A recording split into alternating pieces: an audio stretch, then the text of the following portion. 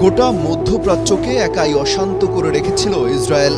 তাদের কাঁধে আমেরিকার হাত থাকায় আরব বিশ্বের কেউ চোখ তুলেও তাকাতো না। একাই সেই বেপরোয়া অপ্রতিরোধ্য নেতানিয়াহু বাহিনীকে নাকানি চুবানি খাইয়ে ছাড়ছে ইরান। বুক চিতিয়ে জানান দিচ্ছে বাঁচতে হলে শিরদার উঁচু করে বাঁচতে হবে।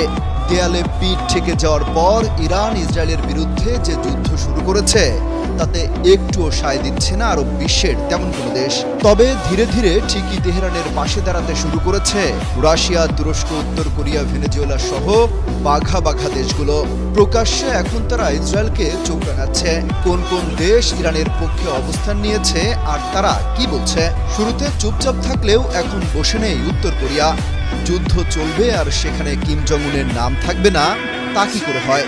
রকেটম্যান খ্যাত কিম জং উন তো ইসরায়েলকে রীতিমতো মধ্যপ্রাচ্যের ক্যান্সার হিসেবে আখ্যায়িত করেছে। নিজের রকেটম্যান নামের সুবিচার করতেই যেন ঠোসঠাস ডজনখানেক রকেট ছুড়ে এনে দিন। ইরাকের সরকার আনুষ্ঠানিকভাবে তেমন কিছু না বললেও দেশটির জনগণ ঠিকই রাস্তায় নেমে গেছে ইরানের পক্ষে। মার্কিন কর্তৃত্ববাদের বিরুদ্ধে অবস্থান নিয়ে দূতাবাস কর্মকর্তাদের পর্যন্ত আপাতত হটিয়ে দিয়েছে ইরাকের মানুষ। রাশিয়া এবার প্রকাশ্যে ইসরায়েলকে হুঁশিয়ারি দিয়েছে। তারা বলছে ইরানের পরমাণু বিদ্যুৎ কেন্দ্রে কোনোভাবেই হামলা চালানো যাবে না। এতে যুক্তরাষ্ট্র যেন নাক না গলায় তা নিয়েও সতর্ক করা হয়েছে। ইরানের বাসিন্দাদের উপর ইসরায়েলি হামলার নিন্দা জানিয়েছে দক্ষিণ আমেরিকার দেশ ভেনেজুয়েলা। তাদের জনগণও ইরানকে সমর্থন জানিয়ে মিছিল পর্যন্ত করেছে। ইরানের পক্ষে সরাসরি অবস্থান নেওয়া দেশগুলোর তালিকায় রয়েছে চীনের নামও। ইসরায়েলি গোয়েন্দা সংস্থার অভিযোগ, যুদ্ধ পরিস্থিতির মধ্যে ইরানে কার্গো বিমান পাঠিয়েছে চীন। সেই বিমানে করে সামরিক সরঞ্জাম পাঠানো হয়েছে কিনা সেই প্রশ্ন রাখে তেল আবিব। তুরস্ক তো রীতিমতো ইরানের পক্ষ নিয়ে ইসরায়েলকে সকাল বিকাল হুমকি দিচ্ছে। হামলা বন্ধ করারও আহ্বান জানিয়েছেন এরদোয়ান।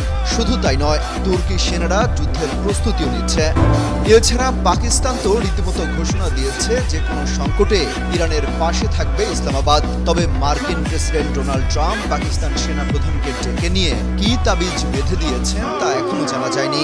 এছাড়া ইরানের হয়ে সরাসরি যুদ্ধে জড়িয়েছে ফিলিস্তিনের গাজার স্বাধীনতাকামী সংগঠনের সদস্য, ইয়েমেন এবং লেবাননের বিদ্রোহীরা। তারা মাঝে মাঝে ইসরায়েলকে লক্ষ্য করে রকেট আর ক্ষেপণাস্ত্র হামলা চালিয়ে যাচ্ছে।